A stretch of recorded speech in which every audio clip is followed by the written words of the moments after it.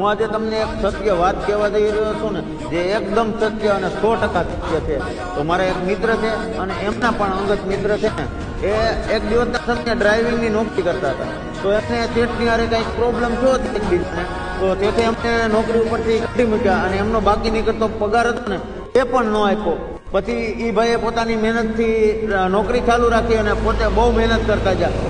એમ કરતા કરતા સમય એવો આવ્યો કે જે ભાઈને ડ્રાઈવરમાંથી નોકરીમાંથી ગાડી મૂક્યા હતા ને, એ ભાઈની પાસે હાલ 10 જેટલી ગાડી છે. અને જે કહેવાતા શેઠ હતા ને, જેમણે પગાર નહોતો આપ્યો ને, એને અત્યારે ડ્રાઇવિંગની નોકરી કરવા જવું પડે ને, એવો સમય ને એવી પરિસ્થિતિ આવી છે. એટલે મારું કહેવાનો મતલબ એમ છે કે તમે જેવું કર્મ કરશો ને એવું તમને ફળ મળશે. અને આ છે ને દ્વારકાધીશ, એના ઉપર ભરોસો રાખીજો અને તમે સારું કરશો તો સારું ફળ મળશે, અને ખરાબ કરશો તો ખરાબ ફળ મળશે એ પાકું. આજના સમયે હું કાંઈ પણ દુઃખી છું એ મારા કર્મને આધીન છે.